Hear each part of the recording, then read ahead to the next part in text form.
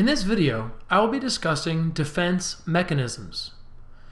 Another concept developed by Sigmund Freud, defense mechanisms are the ways that the ego can unconsciously distort one's reality to protect him from psychological pain, trauma, anxiety, fear, and unacceptable urges or wishes.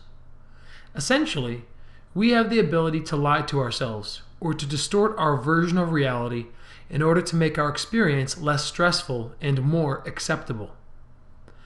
One thing worth repeating here, do remember that the ego performs these operations unconsciously, meaning that when we do this, we are not aware that we're doing it. We use defense mechanisms in a number of ways.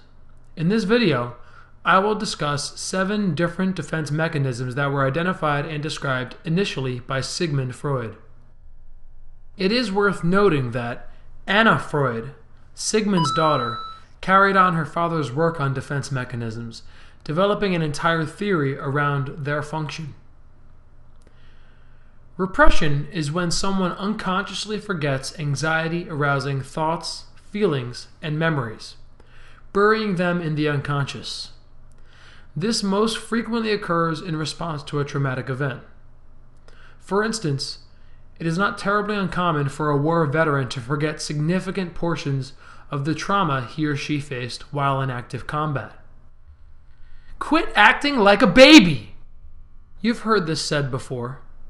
Sometimes people deal with an anxiety or discomfort in an infantile way. We refer to this as regression, where the individual is regressing back to an earlier way of coping. Next, we have reaction formation.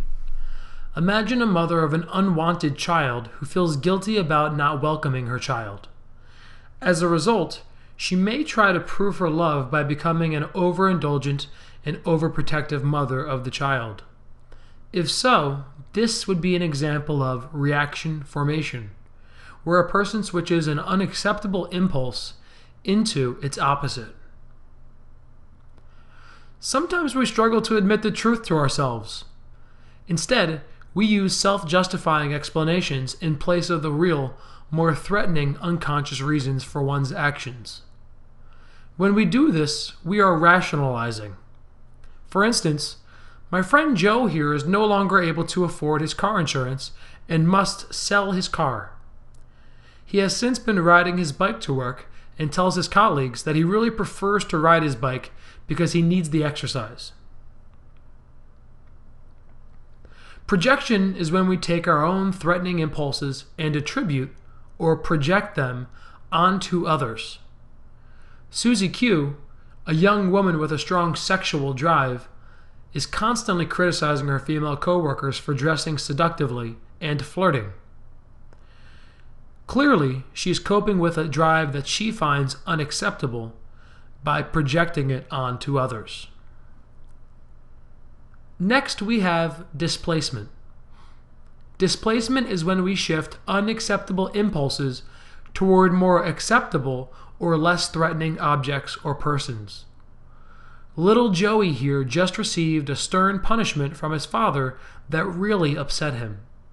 Deep down, Joey really wanted to lash out at his father, but he repressed this impulse.